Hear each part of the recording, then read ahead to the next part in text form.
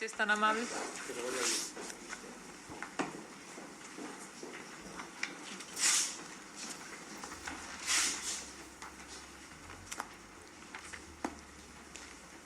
Muchas gracias. Tiene usted el uso de la palabra hasta por 5 minutos. Adelante.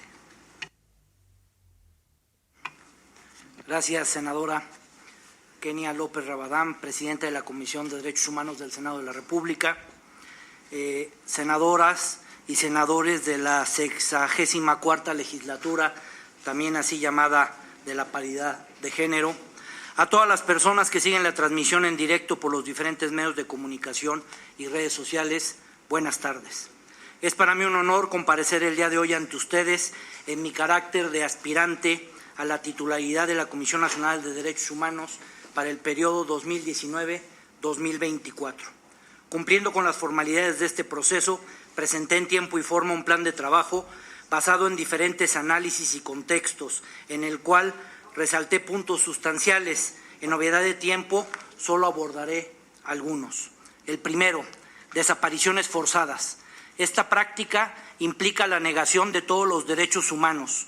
Sus principales causas son la corrupción, impunidad, violencia, inseguridad y colusión de servidores públicos con la delincuencia organizada. El derecho a la verdad, como derecho de las familias a conocer la suerte de sus seres queridos, es un reclamo legítimo. Requerimos de acciones contundentes para erradicar esta práctica que hasta hoy ha dejado más de 37,000 personas desaparecidas. Puntos fundamentales son la localización, identificación, investigación y, en su caso, el proceder con todo el rigor de la ley en contra de los responsables de los hechos. Para conseguirlo, necesitamos que tanto el Sistema Nacional de Búsqueda de Personas Desaparecidas como los sistemas estatales y fiscalías funcionen de manera eficiente y eficaz, aunado a concretar un banco nacional de ADN de los familiares de las personas desaparecidas. Lo anterior para facilitar la identificación y entrega de los restos. El acompañamiento que debemos darle a las familias deberá comprender también la reparación integral del daño, la garantía de no repetición y, cuando así proceda, la disculpa pública. Es urgente el fortalecimiento del mecanismo de protección a periodistas y defensores de derechos humanos, así como la puesta en marcha en las entidades federativas. Se deben investigar los actos de violencia contra ellos y sancionar a sus responsables. El segundo tema, tortura. Este ha sido uno de los temas más observados por organismos internacionales hacia nuestro país. La Ley General para investigar, prevenir y sancionar a la tortura, así como la Ley Nacional del Registro de Detenciones, establecen las obligaciones estatales con respecto a concretar acciones específicas sobre este delito. Resalto el sistema de consulta del Registro Nacional de Detenciones, herramienta de control sobre la forma en que se efectuó la detención de personas por la autoridad, con la finalidad de evitar la violación de derechos humanos. En concordancia con lo anterior, se debe contar, tanto a nivel nacional como estatal, con los equipos multidisciplinarios necesarios y capacitados en la elaboración del Protocolo de Estambul, con el objetivo de detectar, atender y castigar este delito. Atención a grupos vulnerables. Solo mencionaré en este momento a las mujeres, quienes están siendo maltratadas, discriminadas y privadas de la vida. El feminicidio no solo se combate o resuelve con una alerta de género, se requiere de acciones concretas y contundentes, empezando por la prevención como parte del actuar del sistema de procuración de justicia. Sobre este punto, quiero compartirles que como Ombudsperson del Estado de Hidalgo emití una recomendación dirigida a la Procuraduría General de Justicia del Estado y al Centro de Justicia para Mujeres, la cual se las voy a dejar por si gustan analizarla. En nuestras investigaciones detectamos que la víctima directa en la carpeta de investigación iniciada ante el Ministerio Público por el delito de feminicidio había iniciado anteriormente en 4 ocasiones carpetas de investigación por el delito de violencia intrafamiliar ante diferentes ministerios públicos y nunca se acumularon. Esto generó que no se dictaran las medidas de protección de forma gradual, necesarias y suficientes, lo que derivó en el feminicidio que se pudo haber evitado. La recomendación fue en el sentido de la modificación del sistema de inicio e integración de carpetas de investigación con la finalidad de que se identifique cuando haya coincidencia con las víctimas y así se acumulen y se proceda a dictar medidas de protección necesarias y suficientes en cada caso. El cuarto de los puntos, trabajar de la mano con las organizaciones de la sociedad civil. Esta es una tarea diaria. Las organizaciones son el termómetro de muchos temas. Debemos de aprovechar su expertise para trabajar con ellos de la mano. Bueno, se me ha terminado el tiempo, solo me faltaba un punto, pero estoy a sus órdenes. ¿Sí? El quinto de los puntos, necesitamos un ombudsperson cercano al pueblo y proactivo en los grandes temas nacionales.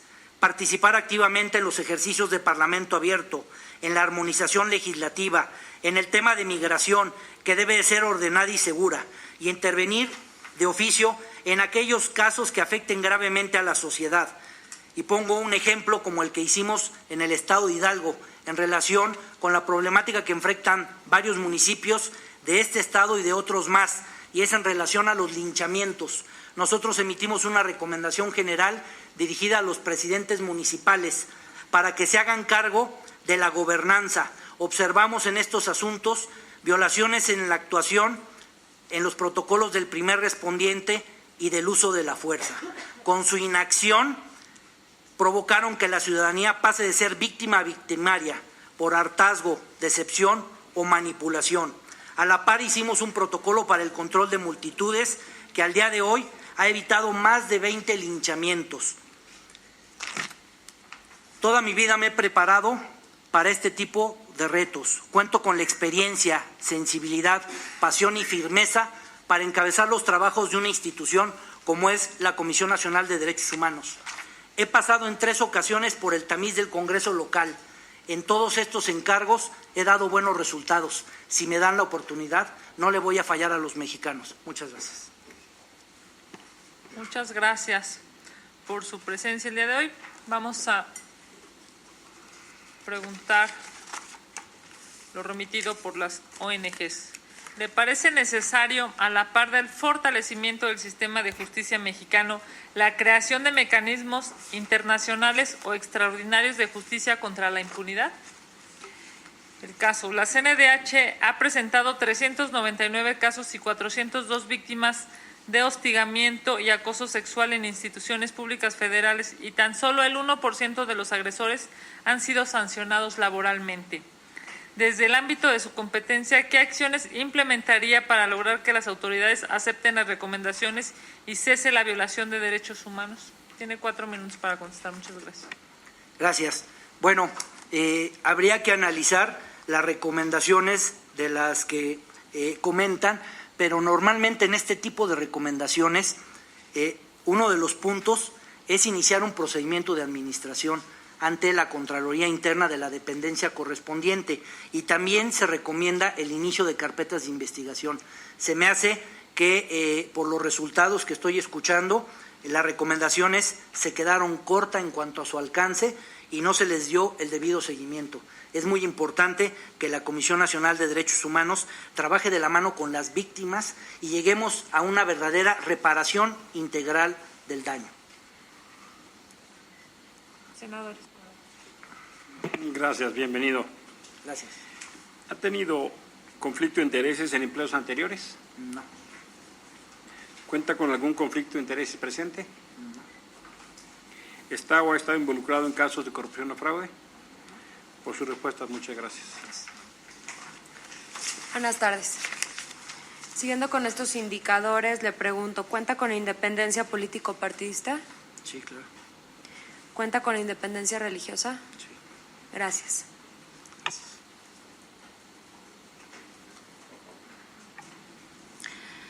Provida. Buenas tardes. En caso de ser electo a titular de la Comisión Nacional de Derechos Humanos, ¿presentaría y haría pública su declaración 3 de 3? Sí, claro. ¿Ha sido señalado, denunciado o cuenta con sentencia condenatoria por violencia familiar o delitos sexuales? ¿Ha sido señalado, denunciado o cuenta con sentencia condenatoria por incumplimiento a sus obligaciones alimentarias? No.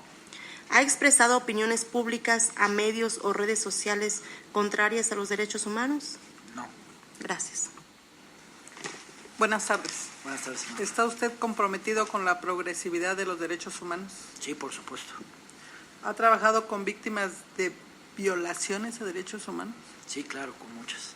Te agradezco, muy amable. Gracias.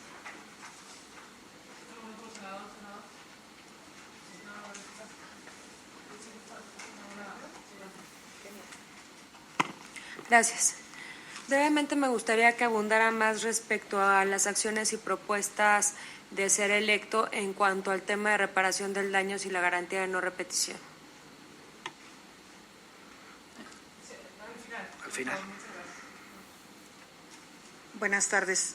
Durante su gestión ha sido usted acusado de no haber escuchado a los pueblos originarios del Estado de Hidalgo en materia de una reforma laboral que se hizo y que existe la obligatoriedad de consultar a los pueblos originarios, sobre todo cuando expresamente ellos lo estaban solicitando. No era en un sentido positivo o negativo de la ley, sino de la escucha de acuerdo a instrumentos internacionales.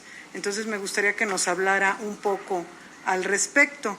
También en el Estado de Hidalgo se conoce su cercanía con el PRI. También si pudiera hablarnos al respecto.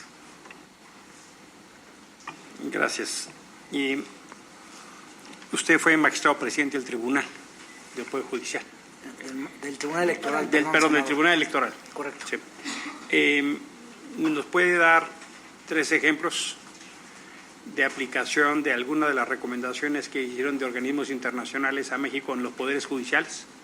3 cosas que haya usted como presidente del tribunal implementado de las recomendaciones del derecho internacional de los derechos humanos.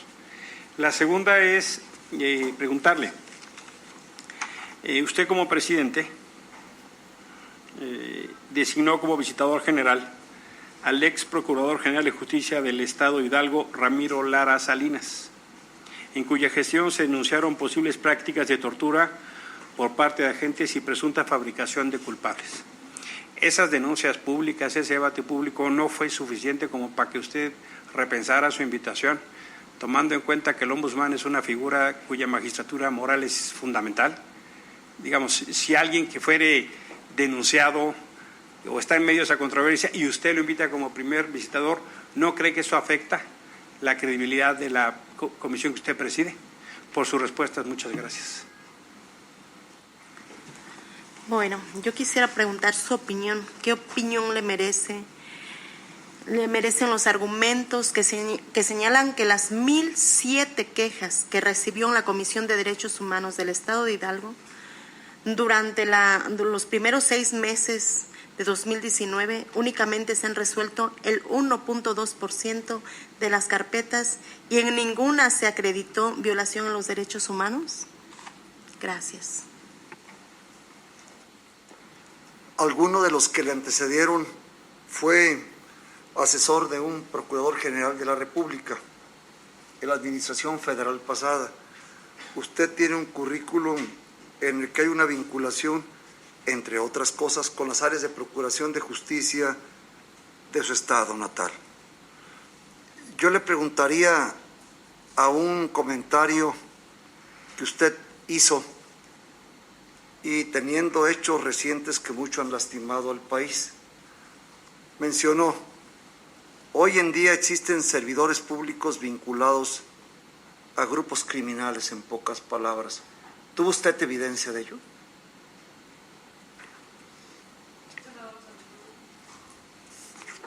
Voy a precisar un poquito la pregunta de la senadora Antares. Tiene que ver con justamente, dado que la consulta en materia indígena es un derecho humano, cuando se pone en riesgo su entorno, usos y costumbres, ¿por qué no presentó,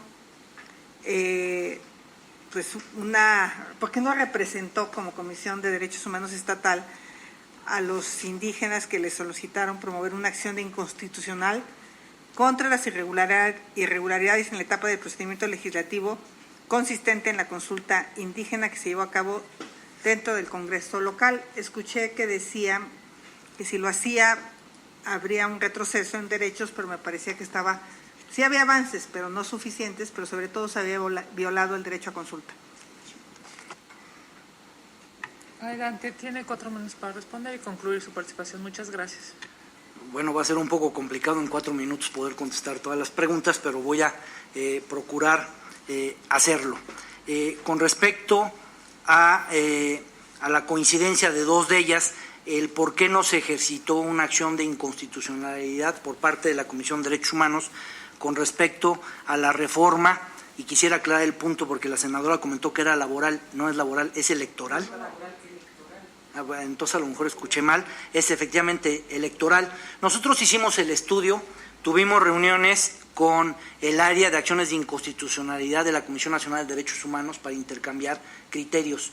Nosotros consideramos que se podían tomar como acciones afirmativas a favor de este grupo vulnerable la reforma legal, más allá de que pudiera existir o no un vicio por cuanto hacia las consultas, porque efectivamente se hicieron consultas, no quedó perfectamente claro el procedimiento a fondo de las consultas que se hicieron y el número de participantes fue mínimo, mas sin embargo traía consigo un beneficio porque se está incorporando de manera legal a nivel ejemplo, incluso a nivel nacional, la incorporación de este grupo vulnerable y la integración en planillas por porcentajes. Eso fue lo que nos motivó a no promover la acción de inconstitucionalidad. Por cuanto hace a la pregunta si cuando fui magistrado presidente del Tribunal Electoral invocamos o utilizamos o hicimos uso de recomendaciones hechas por parte de instancias internacionales, efectivamente. Bueno, como Tribunal Electoral y como juzgadores en esta materia, nosotros juzgamos con perspectiva de género, que es un tema muy importante, derivada de la recomendación de la Corte Interamericana. Nosotros estudiamos y resolvimos en consecuencia a favor de los derechos político-electorales de los ciudadanos, no solo con el derecho de votar y ser votados, sino en el ejercicio del cargo. Y tengo a la mente algunos ejemplos de regidores que estaban siendo excluidos, no los dejaban participar al interior del cabildo. Nosotros resolvimos en consecuencia y se ordenó que fueran reinstalados, que se les cubrieran las dietas correspondientes y lo más importante, que se les diera la información que para el caso fuese necesario. Y otro de los criterios que utilizamos fue el relativo con la paridad de género, tanto vertical como horizontal. Eso es en la materia electoral. Por cuanto hace al número de quejas, me dan un número de 1,007 quejas o carpetas iniciadas y que solamente se ha resuelto el 1%. Yo quisiera aclarar que este dato es incorrecto. Existen diferentes maneras de resolver una queja. Algunas se van al archivo por falta de interés, otras por no haber sido ratificadas, otras se resuelven cuando no hay violación a derechos humanos. En otras, cuando la violación no es grave, se emiten propuestas de solución y por último se emiten las recomendaciones. En el ínter podemos allegar a las partes a una amigable composición. Todo esto puede suceder para resolver una queja y efectivamente nosotros sí hemos resuelto violaciones a derechos humanos en lo que va del año, emitiendo recomendaciones específicas y emitiendo recomendaciones generales. Pues posiblemente se me fue alguna. Perdón. Efectivamente nombré como visitador general al licenciado Ramiro Lara, a quien conozco desde hace mucho tiempo, sé de su profesionalismo por los encargos anteriores que ha tenido como Ministerio Público, como juez penal, como defensor público federal y bueno, como una estrategia legal de la defensa, normalmente están invocando lo que es la tortura. Por eso dentro de mi plan de trabajo estoy sugiriendo que haya los equipos multidisciplinarios necesarios, tanto a nivel nacional como estatal, para elaborar el protocolo de Estambul, porque con la práctica de este protocolo se puede determinar si hubo o no tortura. No hubo ningún caso comprobable de casos de tortura durante la administración cuando él fue procurador y de ahí que yo decidí, en base a su currículum y a su perfil profesional, nombrarlo como visitador general de la Comisión de Derechos Humanos. No sé si me faltó alguna, perdón. 3 ejemplos. ¿De qué? De aplicación de recomendaciones internacionales En- del Tribunal Electoral. Ya las comenté, pero si gusta las vuelvo a repetir, senador. Una de ellas fue utilizando los criterios de perspectiva de género al momento de resolver. Otro fue relacionado con la paridad de género, tanto vertical como horizontal. Y otro más en base a resolución de la propia Corte Interamericana por cuanto hace a la protección y defensa de los derechos político-electorales. Si bien es cierto, no se encontraba regulado en ese momento en Hidalgo específicamente, nosotros emitimos la resolución y no solo fue por el derecho de votar y ser votado, sino también en el ejercicio del cargo, y puse como ejemplo el de un caso en concreto de regidores que estaban siendo excluidos del trabajo en el ayuntamiento. Ordenamos que se les diera acceso, que se les diera la información y que se le pagaran las dietas correspondientes. Muchas gracias, licenciado Habib Nicolás Alejandro. Gracias por su presencia. No, al esta contrario, tarde, muchísimas noche. gracias, con permiso. Muchas gracias.